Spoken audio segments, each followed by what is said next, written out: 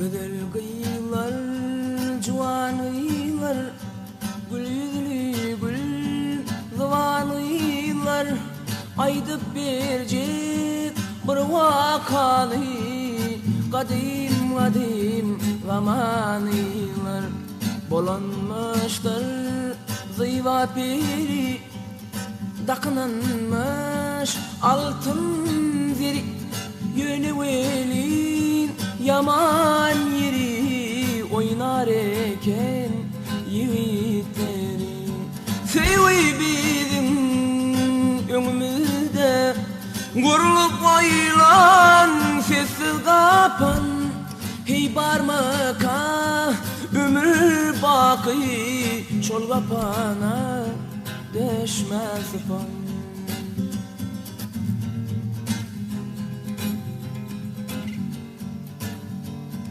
Sevgi atlay şol kapana düşünmüşün garip çapan, garip çapan çöküp dıyda yalvaranmış cuvanıyla.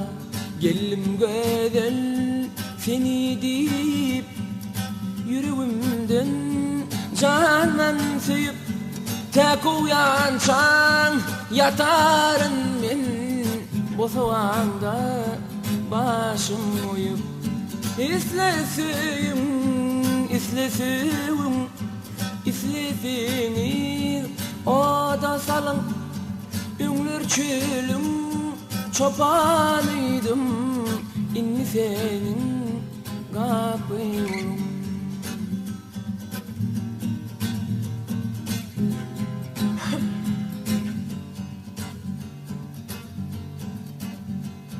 Kız diyenmiş çoban senin, söylerim çınım varsa yüreğimin barlap görecek bir şertim var sana menin.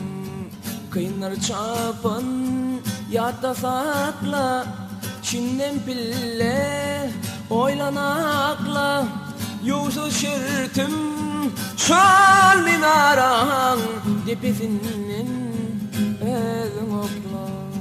Ol minara bilindikin çür tepesi buldu yetin, gözü bilen sınav onu yılgıranmış garip çoban.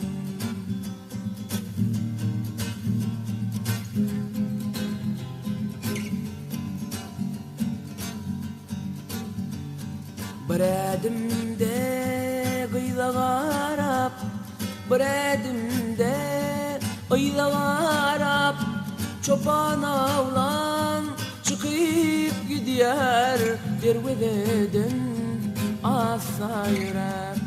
Bir yerli tapanına oynamanın çaresini, hani var bir ne diyer deyip verilmiş carasını.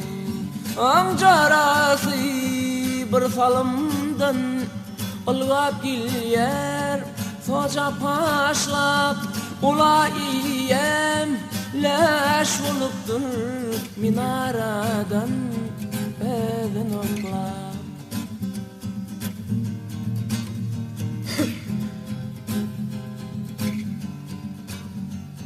Men özümni söyün yedi koydum deyip ağır hala, yüreğinden ingrelmişin çekinmişin ahın ala.